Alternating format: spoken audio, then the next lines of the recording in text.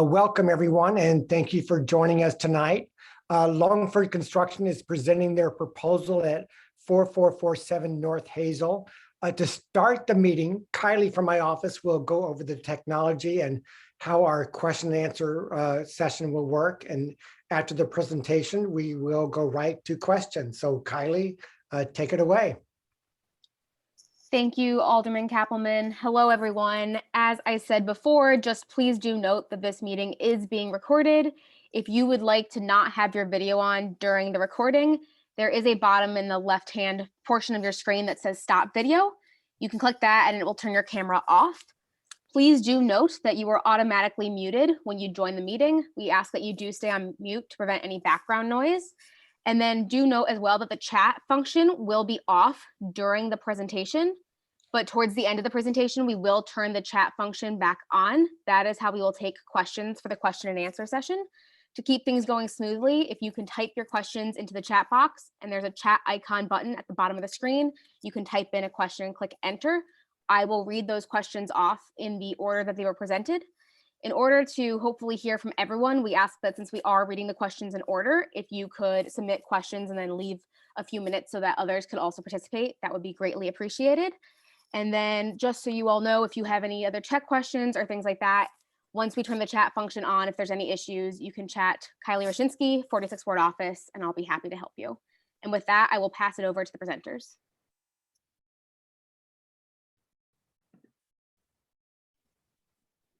Porg, you want to go first? You're on mute, Porg. You're muted. Hi, guys. Hi, Alderman. Thank you very much for having us tonight.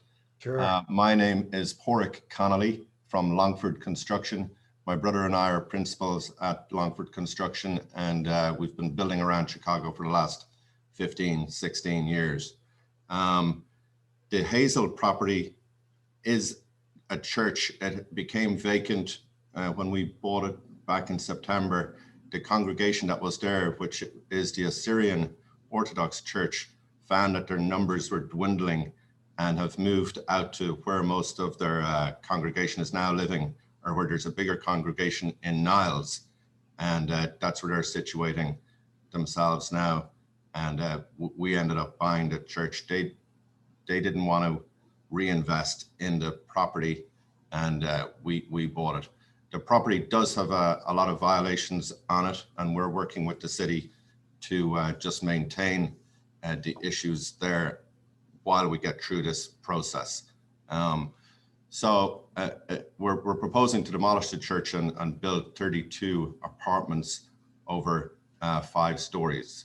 There's going to be an ARO feature, as you know, in line with what the city requires. They're going to be on site unless we're asked to do otherwise, and that's that. Yeah, there's going to be 50% parking for the building, and we would hope to start in about 3 months' time, with construction lasting about a year. So that's the project in a nutshell. Over to Katrina, who's got more questions or more information on the zoning aspect of it. Sure, thanks, Porg. Thank you, Alderman and Tressa and Kylie, for having us, and thanks to all of you for joining us this evening. My name is Katrina Mcguire. I'm from Thompson Coburn, and I'm zoning counsel for the applicant here. We're going to turn this over to Jean Dufresne here and his team in just a few moments, because I know you're eager to see the actual plans and not hear so much from the rest of us, but wanted to just provide at least the context of why we're here and what the zoning process and approvals are that we are still seeking. What we need here is sort of a two-pronged zoning relief, is both a rezoning of the property from the existing RM5 to B23, as well as we're required to file an application under the Lakefront Protection Ordinance. This is actually the last building at the edge of the Lakefront Protection District, which just requires an additional tier of review. We need to file an application with the city, and the matter needs to be heard at Plan Commission. Our application will be fully reviewed both by the Department of Planning and Development, as well as Chicago Department of Transportation. and obviously through this community process as well, and subject to hopefully your support and Alderman Cappleman's support. Next slide, please. We're seeking a B2-3 zoning classification under Chicago's TOD or Transit Served Location Ordinance. This site is well served by transit. It's within the radius to qualify for TOD, being within 1,200 feet of the Clarendon bus line. And we're also very close, obviously, to the Wilson L stop as well. You're all familiar with the site. With that, I think Jean's going to start the actual presentation, and then we're all available for any questions that you might have, both on process as well as the project, of course. Hey everybody, Jean Dufresne from Space Architects and Planners. I've also got Patty Gorgie, Malak, and Sarah from my office, so plenty of people to answer questions. Thanks again for having us. So just so we're all familiar, and I apologize if my dog barks at some point. There's our building in context of where we are. We're at the corner of Sunnyside and Hazel at the southeast corner. And as Katrina mentioned, we're within the transit served location of Marine Drive right here at the top of the screen. So directly across the street from us is the corner building on the north side of Sunnyside. I think you're all familiar with this taller 19-story building, and then characteristically of Chicago, these 3 to 4 story buildings run down the street to the corner where there's a 13-story building. On our side of the street, obviously there's the empty parking lot on the corner, and then as we run back west to our location here, again, on average about 4 stories for these buildings.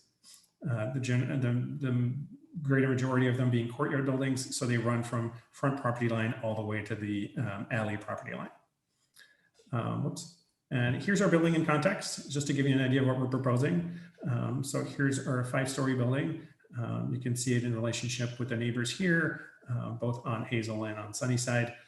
Pardon the slight distortion here, but you can see as well the corner building at the east, or building across the street, and the larger buildings in the background. Characteristically, what we're trying to do as well is, you'll see a little bit further, there's a setback along Sunnyside, just to reflect the setbacks on the other buildings, which is something that we're required to provide, but we also want to, just in terms of the walkability and sort of the pedestrian scale of the project along Sunnyside.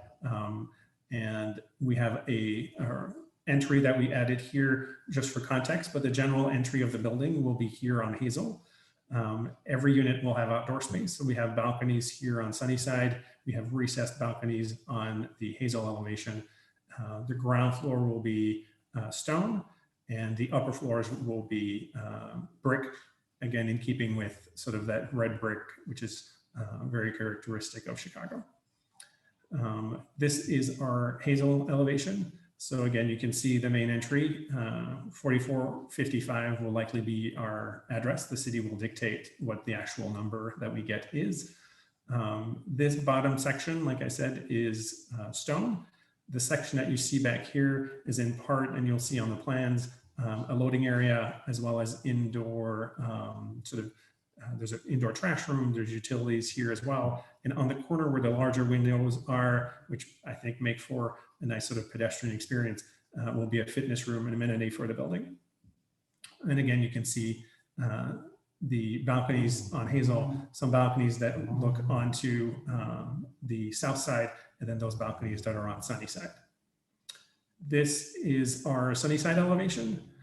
So again, you can see the sort of entry doors that we have here, some glazing at the ground floor. This behind this is mostly parking. Sorry for the dog in the background. And again, these lots of large windows, but again, also nice brick and limestone detail.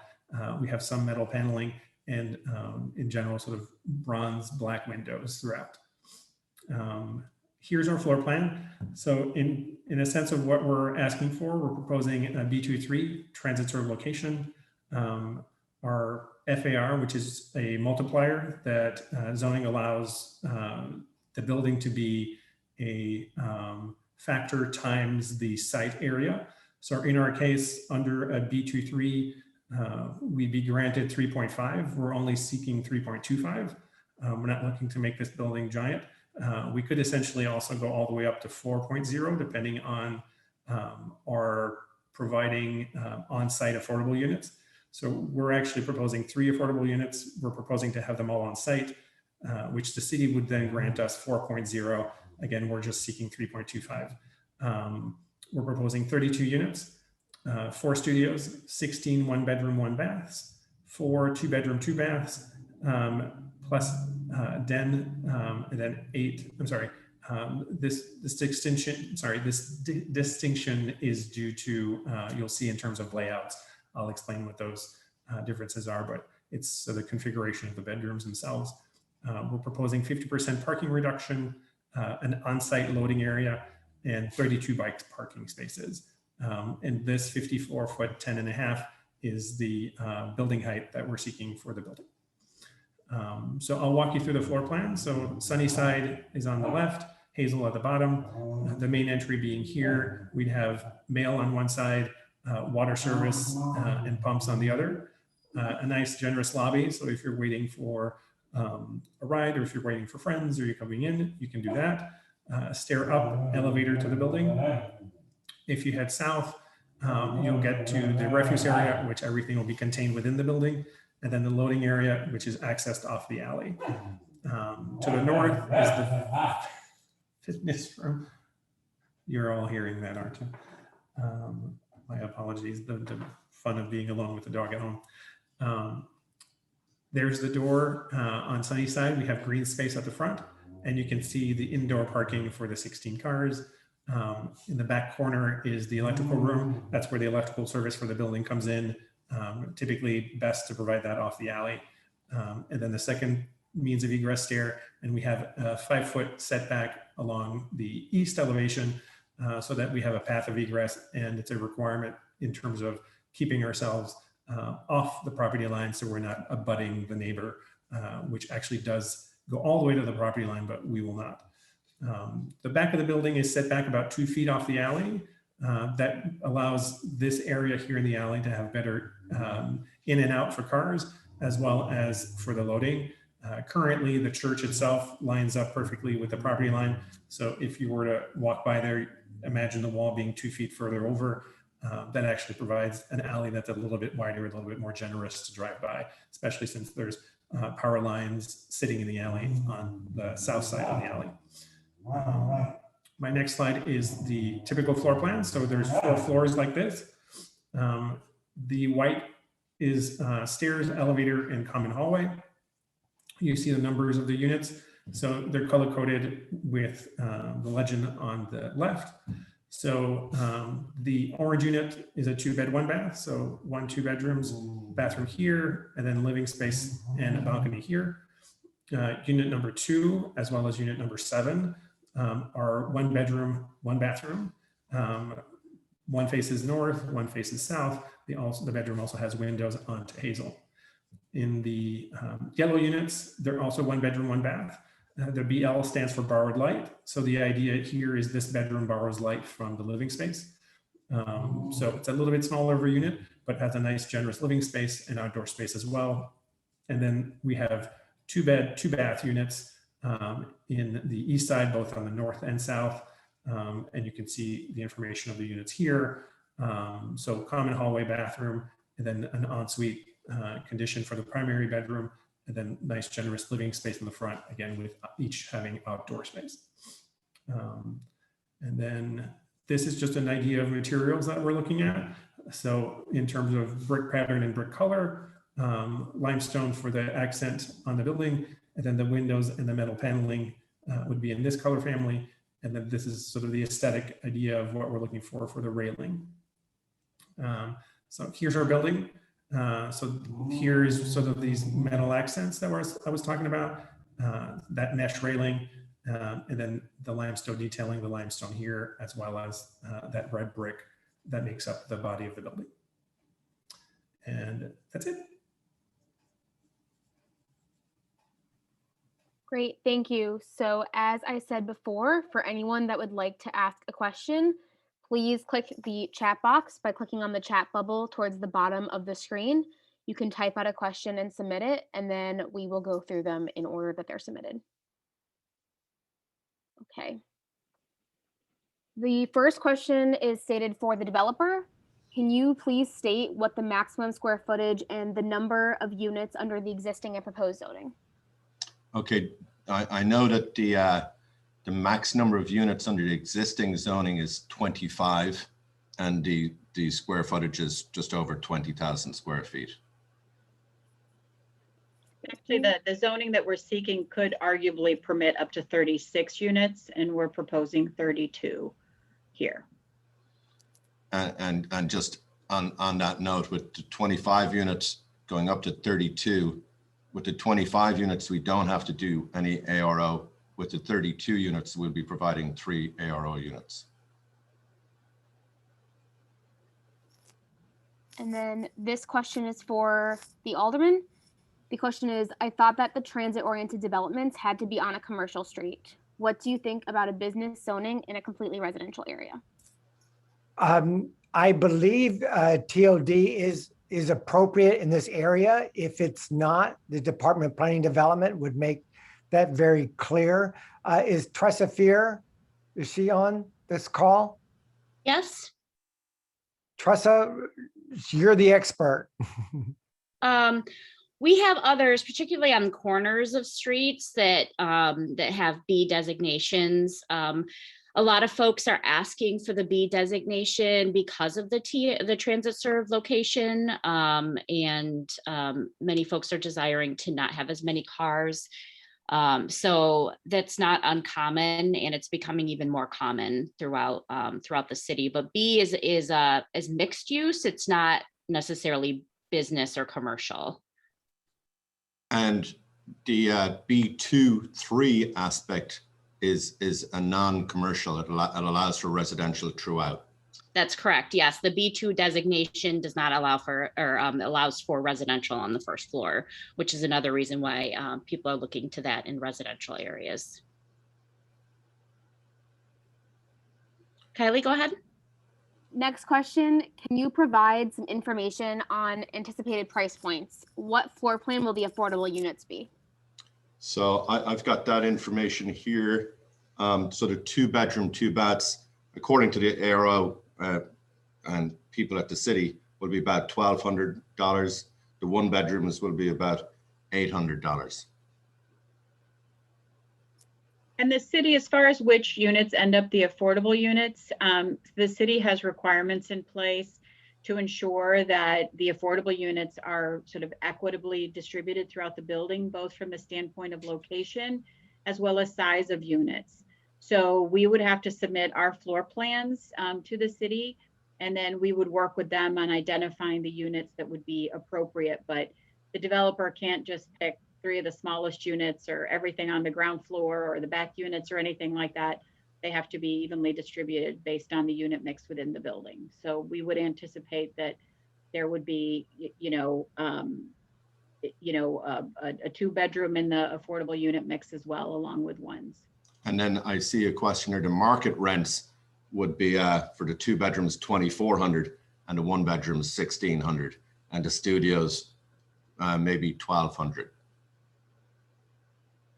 The way the Affordable Requirements Ordinance is written, the affordable units go to people who earn 60% of the area median income, which is great because that group really needs affordable housing. However, the downside of that is people who earn much less than that, people on SSI because of a disability do not qualify for on-site affordable housing. They can only get off-site affordable housing. This particular development, everything goes to on-site, so there's no contribution to the Low-Income Housing Trust Fund that would provide housing to those who have very little income. Is there any? Next. Go ahead, sorry. Is there any need for changes in the drainage on the site? Jean? I meant to talk about stormwater. Yeah, so this site is small enough, and because of its size, it's not a regulated site, so it technically doesn't require anything unique. But because we have outdoor space, we do have permeable surfaces both on the north side and the east side. Some of that stuff will be taken care of through that, but the site itself, the city doesn't regulate or require anything specific because of that. So we'll do our part just as good conscientious development, but the city itself will not require any additional than that. We got a few more questions about like the rent seeming low and then the difference between the affordable pricing and the general pricing. So could you please just clarify the distinction between the pricing again? So 2 bedrooms, market rate 2 bedrooms are 2,400, and the ARO version of that is about 1,200, and 1 bedroom 1,600 versus 800. This says more of a comment. Happy to see on-site affordable units, especially the 2-bedroom unit. And then the next question is, what does the 2 versus 3.25 mean in the building data slide?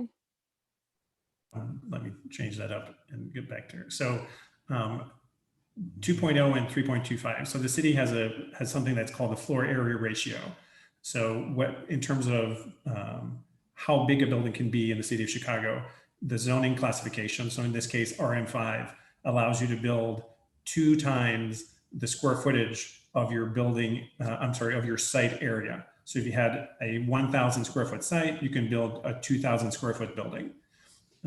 So in seeking B23 TSL, which is transit served location, with 100% of the required affordable units on site, that factor would then go up to 4.0. So we could build 4 times the site area in square footage of the building. What we're seeking is to do 3.25. So more in keeping with the character of the neighborhood, and not sort of seeking to max out everything that this zoning change would technically allow. So hopefully that. Just in the event that's a little confusing, what the city tried to do or has done as part of this TOD ordinance is essentially incentivize developers to put their affordable units within the buildings, and provided an incentive for them to essentially additional square footage that you could build above the 3.0 if you put more and more of your affordable units on site. In this case, we're still going to put all of the units on site, yet we are not seeking the full 4.0 FAR. I hope that answered your question. So just a reminder, anyone, if they have a question, to click the chat icon on the box below. And I don't see any like waving hands that are unable to access that, but if anyone is unable to use the chat, there's also an option to click the mute button in the bottom left corner of your screen. Okay.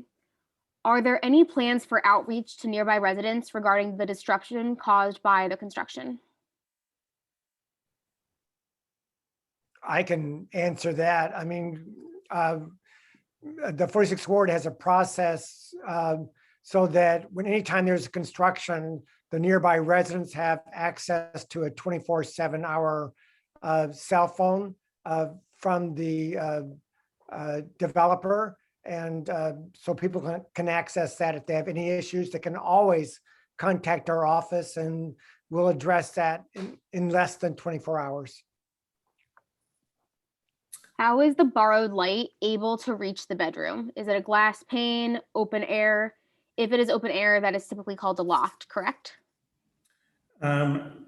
Yes, loft is actually a misappropriation of the term, but loft are technically timber buildings or large scale buildings where everything's sort of exposed, ductwork is exposed. So it's more stylistic reference, but yes. So the wall that I'm pointing at right here that you see that isn't black on the plan basically means that light that coming in from these windows and the ventilation coming from these windows are going over this wall. The ceilings are about 9'6" in here, and this wall would be at about 7'6" from the floor. So this bedroom is technically open to this living space. Question for the alderman. How can the immediate area absorb the parking and traffic, especially with the new development at Sunnyside and Sheridan?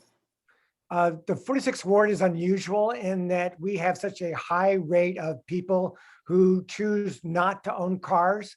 Many of the people who move into this area, especially in the Clarendon Park area, are because we're so close to the $203 million rehab of the Wilson L. They don't own cars. We are anticipating in the next 20 years, most of us, probably maybe all of us, will not be owning a car. So we also try to look towards the future as well.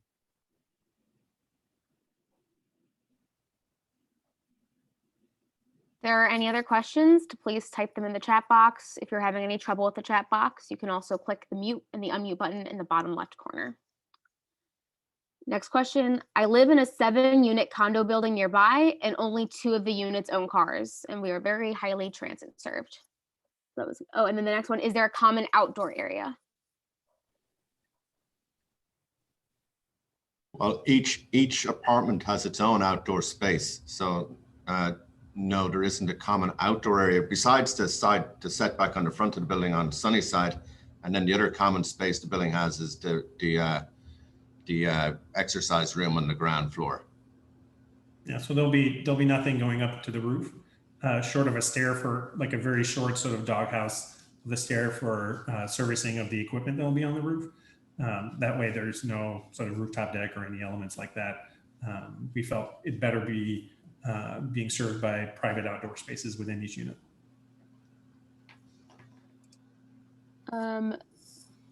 Some comments and questions. Someone said, I do own a car and I wasn't anticipating this level of development when I bought it 10 years ago. And then someone else said, very excited about this project. I park across the alley, which is directly from this building, in a single garage space in Agatite. I can barely get in and out of my space now as the building is so close to the alley. Will the building have any setback to the alley? Yes, so our building itself, the church currently is right on the alley. We're going to be 2 feet back from the alley. So it will be a good 2 feet wider, making it easier for hopefully anybody across from the building and people within our building to get in and out. And regarding the person who stated they were not anticipating that there'd be a development because they've lived here 10 years. 10 years ago, I never anticipated that our violent crime rate would be the lowest ever in the recorded history of Uptown. It's never been this low, which is good news. The bad news about that is that we've now become an area where people are flocking to this area because it's a desirable place to live. Number one, because of the great mass transit system with the Wilson L rehab. But number two is because our violent crime rate is down so low. So we are one of the handful of wards across the city that is actually growing in population. So we're trying our best to meet that high demand for people who are moving in here because Uptown has now become a very attractive place to be because of the transit options and because the crime rate is so low.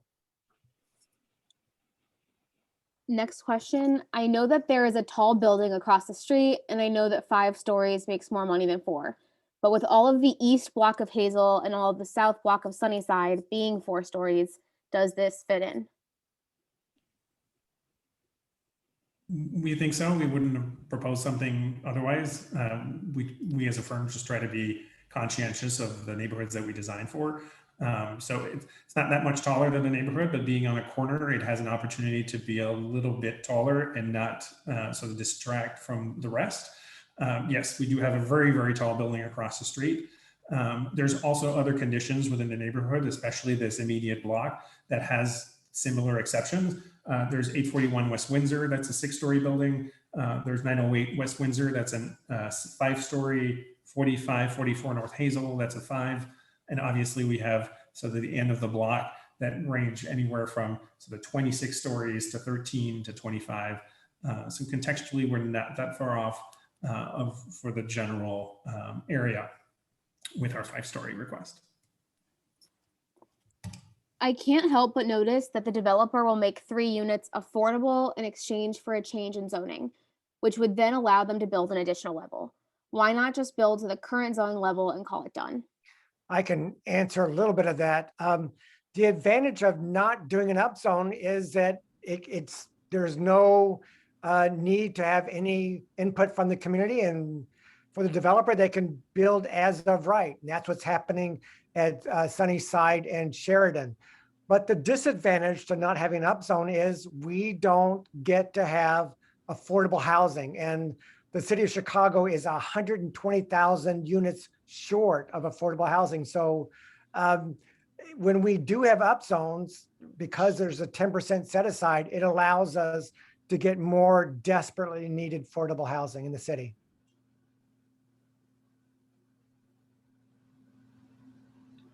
Parking for the existing residents will obviously be impacted by the construction. Are there any plans to help the existing residents?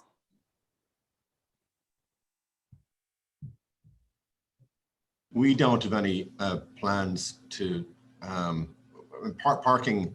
It will be impacted, I suppose. We'll have a dumpster outside the site probably for the duration of the project. That's a 30-foot spot. We'll get a permit for that from the city. And at nighttime, after 5 o'clock or 6 o'clock, when the trades leave, any parking will become available to the residents. Can the alderman or a staff member please explain the neighborhood decision-making process? I really appreciate the opportunity for Zoom. It has made it easier for me to participate in a way that hasn't been feasible in a while. I could use a bit of a refresher. Sure. The process that the 46th Ward uses is actually very different from what most wards rely on. The vast majority of aldermen, they'll have a community meeting and then the alderman makes a decision. A few wards will have it so that people fill out a survey. We don't know who says what on the survey, but the alderman gets that information and then makes a decision. I believe that we have to make a very transparent process when we make decisions. I think the 46th Ward residents deserve that. So for projects that are under $10 million, I rely on the local neighborhood organization to review it and to vote on it. Or they have their own decision-making process. Whatever their decision-making process is for making a decision, I will accept that. Every block club organization has a very different way of making those decisions. If the project is over $10 million, I have it so that there's over 30 members of the 46th Ward Zoning Development Committee, plus all our local chambers, weigh in, and they actually vote.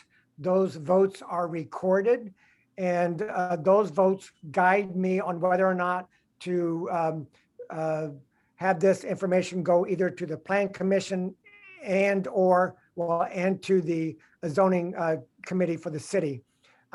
In the 10 years, close to 10 years I've been alderman, I have always supported the decision of the zoning development committee. My understanding is this project is under $10 million. And so I defer to the Clarendon Park Neighborhood Association, their process on supporting this. As residents at 811 down the street, we welcome new neighbors and a higher population density. Our small businesses will greatly benefit from the increased foot traffic, and hopefully new ones will move in as well. The current abandoned church is not benefiting our community. And then the next question is, since this is or was a church, what are the net property tax implications of this build with the church being no taxes? So the expected property taxes once it's all said and done are, I'm guessing, somewhere around $120,000 a year from zero today.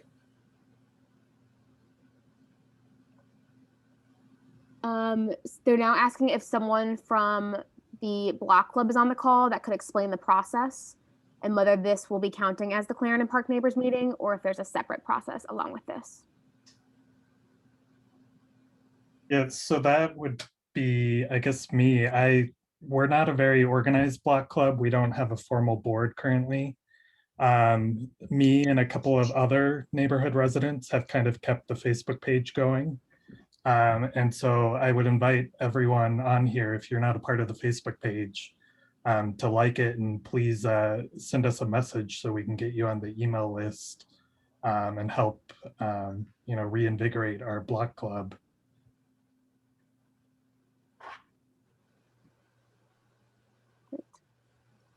Any other questions to add to the chat box? I've lived kitty corner from the building since 2004. This building is long overdue. The church is falling apart and has not been a good neighbor, and I know that the new apartments will be welcomed.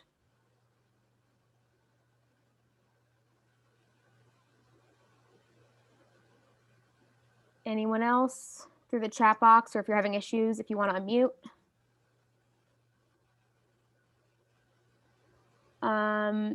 This is for the block club again, asking what the process for your decision on this will be. At this point, we don't have a formal process, and we look to the alderman's office for guidance on how we should take a vote or go about getting feedback on this. Well, I would say that it's, this is Tressa from Alderman Cappleman's office. It might be best, since you have folks here on the meeting, to maybe get there, make sure that they're a part of the Facebook page, or that they have any other contact information for the email list, and then maybe take a vote that way. But there are obviously different ways that folks do it. But I think since you don't have as many folks or as many folks engaged, that might be the best way to go. It's really up to you. Yeah, but it's really up to you. So I know that, different people have different levels of comfort with that, but it might be good. We have a very small block club in Truman Square, and they do a Survey Monkey with the folks that attend the meetings and other folks. So that's one way to do it. And then they just kind of say, this many people voted, this many people said yay, this many people said nay, so that people kind of know, what the scenario. So that's another way at possibility too. Yeah, a number of different block clubs, only the officers vote. Number of them will have every single member. Some will say only the paid dues, those who pay dues can vote. I mean, we really leave it up to you.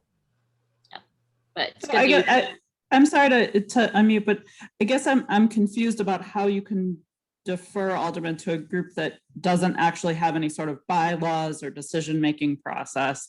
Like, how as a neighbor do I know how to have my voice in this? Oh, it's really easy. Some block clubs are very well organized and been in existence for many, many years. Some are not, but the Clarendon Park Neighbor Association, I mean, I've lived in the Uptown community since 1999, and I'm very familiar with the Clarendon Park Neighbor Association, and I think that the residents in that area deserve to have a say. And sometimes what we found is that it's only when there's a development proposal that there's an incentive for the block club to organize. And if that's what it takes for a block club to become more organized, I will take that, because I strongly believe as alderman that what gives the strength to the Uptown community and to the 46th Ward is our block clubs. So I will do everything I can to incentivize block clubs to be well organized. And if it's a development that gets them motivated to get more organized, I will take that. This next question, Alderman Cappleman, is asking to specify if the development is above 10 million. It says according to the application, it is. Does that answer change? I think the developer needs to answer that. Yeah, the project is hovering. We haven't gone out to bid yet, but it's hovering right around the 10 million mark. So we can talk about that more. It may be, if it's hovering around 10 million, it may need to go before the 46 Ward Zoning Development Committee. We have it around 10 million. So that, that might be something that we could give to the entire block club, but we can talk more about that. Okay, and then next, as long as I can get in and out of the parking space, they're welcomed. The next question is, what is the timeline for the rezoning? So we would need to process-wise, obviously get through sort of the community process, and then we'll be ready to file our applications with the city. And then it's a little bit out of our hands at that point, obviously, depending a little bit on Department of Planning and Development as well, and how crowded their agenda is. But we would certainly hope to get in front of the Plan Commission shortly after filing, because we have already had conversations with them about this project as far as them reviewing it while we were going through the community process in tandem.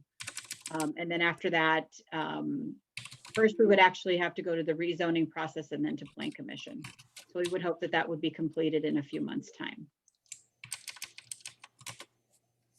This next question asks if the developer is making any larger outreach to neighbors, if there's going to be a bigger push to get people involved in the discussion. That's what the question Well, says. notice will be sent out when we file our application as well. So people that perhaps weren't informed of this meeting, et cetera, will certainly receive notice of our application as well. Within 250 feet of the property. And that's a letter. Yep, that is by letter. I We'll see. receive it before the hearing too. I see a question in here. If it goes to the 46 Ward Zoning Committee, who represents my voice, that's CPNA, right? But CPNA doesn't really exist beyond a Facebook page. Actually, Jackson is the representative for CPNA on the 46 Ward Zoning Committee. And CPNA does exist beyond the Facebook page. It's existed for many, many years. It's kind of gone dormant for a while, but I'm hoping that this development will have it become more active again. Yeah, we have not been super active since the 811 Uptown development was being talked about. So it's been a few years. Me and David Garannon, and I see Melanie Eckner, you're on here. You were part of CPNA in the past. And a few others of us have been keeping the Facebook page alive. But certainly if there's more people on here that would like to get involved, we would like to reinvigorate the block club so that we continue to have a voice in the community. Someone did remark that this is much more civil than the Maryville site 10 years ago. Well, the Maryville site involved TIF, and anything regarding TIF is going to be controversial. That TIF was actually created by Alderman Schiller. She was the alderman before I was alderman, and she did it specifically to get financing to rehab the Clarendon Park field house. Without the TIF, without the developer using TIF funds, we could not have had the developer contribute, I think it was $4.8 million to the park district to rehab the Clarendon Park field house. And we were under pressure to get that done as quickly as possible because the Clarendon Park field house had many code violations. And if we delayed rehabbing it, we would be facing demolition. So Alderman Schiller knew that, and I knew that from my discussions with the Park District. But nonetheless, it was very controversial in this community and among my colleagues. But because of that, we're now getting Clarendon Park Fieldhouse redone. The last comment so far is that if you want a good model for an active block club, you can contact Buena Park Neighbors. Oh, and then Jackson, just highlighting, if you could grab Rebecca's email, she chatted it. She would like to be added to the block club and be part of it. Got it. And if people would like me to develop a survey and post it on our Facebook page, I'd be happy to handle that for all of us. I know we're a very informal block club, so I don't want to act like I'm speaking for everybody. So Thank you. And then how far back are the other buildings on the street versus this proposed building? And they're asking for feet from the curb.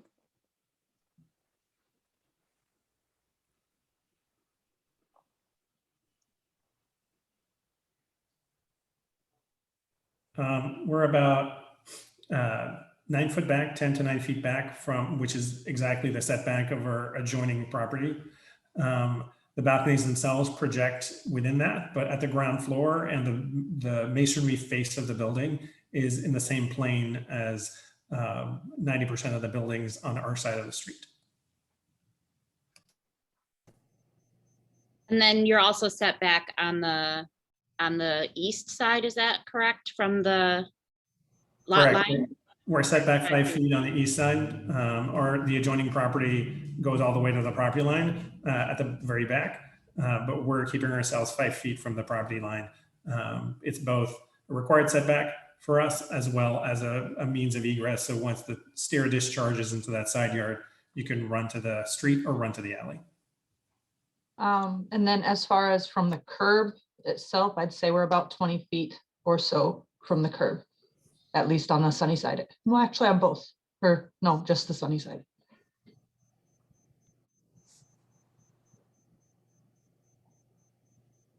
Jackson, just so you know, there are some other emails being added to the chat.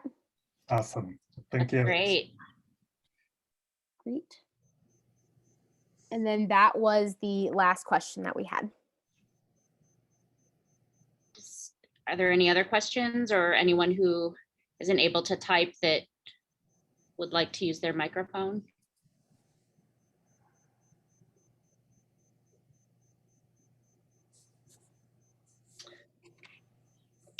Okay, Okay. one more that just came in, just about, again, the timing for the decision for CPNA to weigh in. That's for Jackson. I will post a survey on our Facebook page. What do people think is good to leave it up? A week, 2 weeks, Tressa? I know with our block club, it's usually, isn't it a week? I believe that after it's posted, so people have a week to respond. Sure. Our block club does that. Truman Square Neighbors, Magnolia Malden does the same. A week. But you know, it's you decide.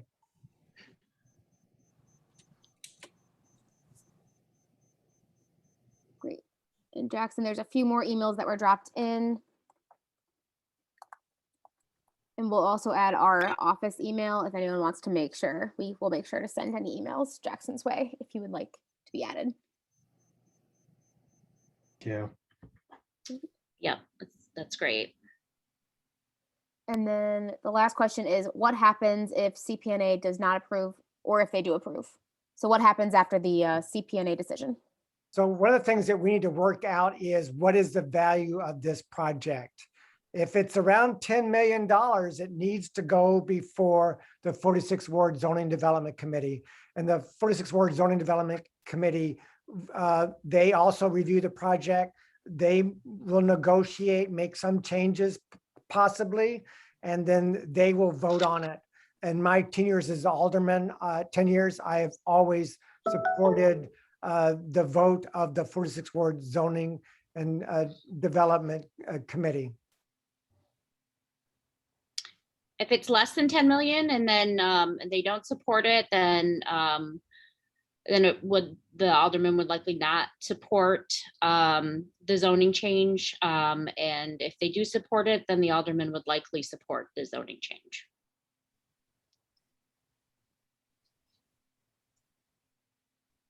Great. Last call for any questions via chat or unmuting.